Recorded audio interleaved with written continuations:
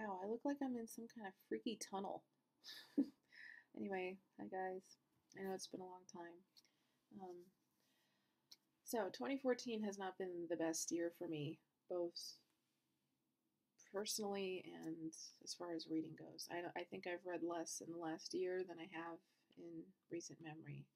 But over the last couple of weeks, I have attempted to try and get back into it, and therefore I'm trying to get back into doing these videos because this is good motivation for me to keep reading. So I am very rusty. Just bear with me, you guys, and I will try to keep this to the point and not ramble too much. So, over the last couple weeks, I managed to finish 2 books and 2 novellas. So, the first book I wanted to mention is called Killer Queen by L.H. Causeway. This is the companion novel to Painted Faces, which some of you may remember I talked incessantly about last year because it was one of my favorite books of the year. And not only was it one of my favorite books of last year, but it's one of my favorite books ever. And I did a review of that book, and if you haven't seen it, I will include a link in the drop-down box. But very, very quickly, it is set in Dublin, and it's the story of these 2 people. You've got Frida, who's this sort of little firecracker, very strong, sort of spunky woman that I kind of wish I could be. And then you've got Nicholas, aka Vivica Blue, who is a female impersonator. And it's a love story between the 2 characters, and it's beautifully written and sweet and romantic and funny and heartbreaking and just absolutely fantastic. And Killer Queen is the companion novel, and it tells the story through Nicholas's point of view.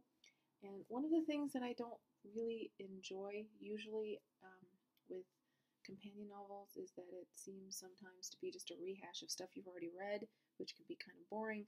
But the thing I loved about this was that it didn't just cover some of the things that happened in Painted Faces, but also stuff that happened before that book started and then stuff that happened after the book ended. And it was just incredible. I loved being inside Nicholas's head. He's one of my favorite characters, and it was just great. And I have to say, it's like halfway through November.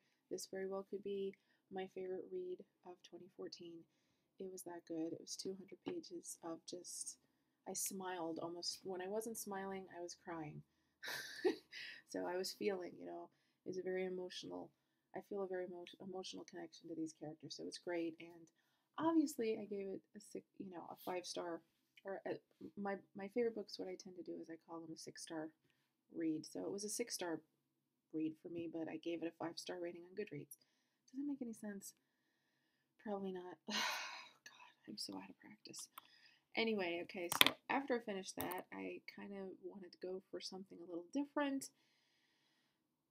And I definitely got different. It was called Follow by J.A. Huss. And this is a very popular author that has been recommended to me countless times by my friends on Goodreads.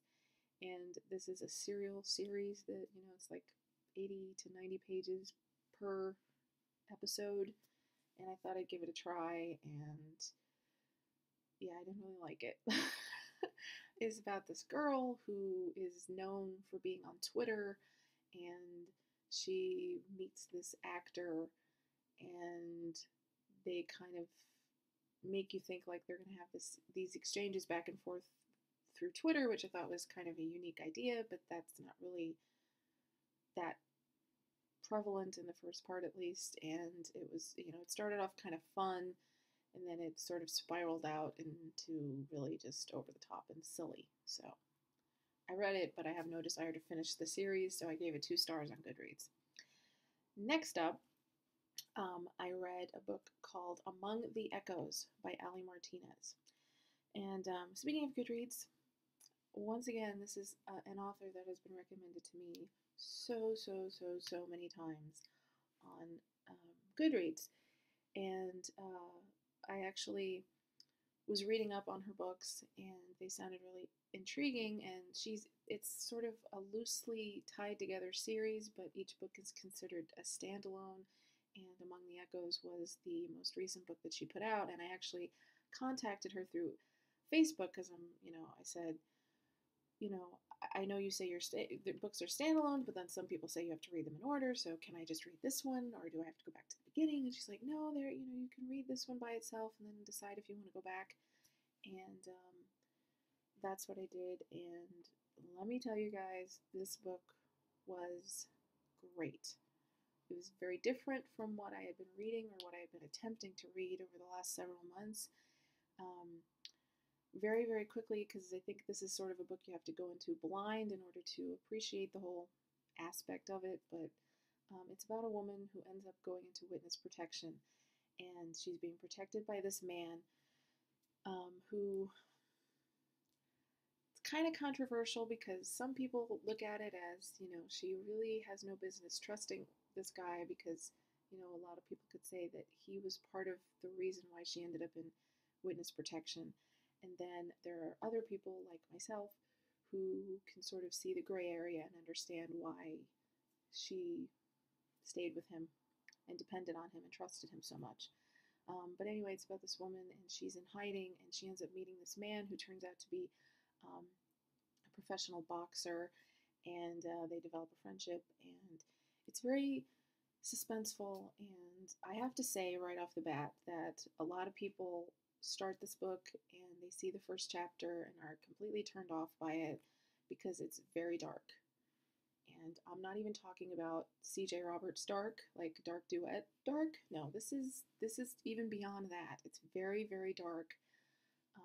And that's part of actually the reason, call me a masochist if you want, but it's part of the reason why I liked it so much is the very first sentence of the book grabbed me, and that doesn't happen very often to me lately.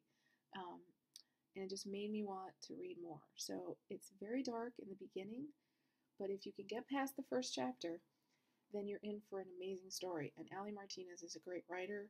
She really knows how to build a story and to develop these characters and make you care about sort of very unique characters with sort of questionable morals. So I loved it. I gave it it's another 6-star book for me. Yes.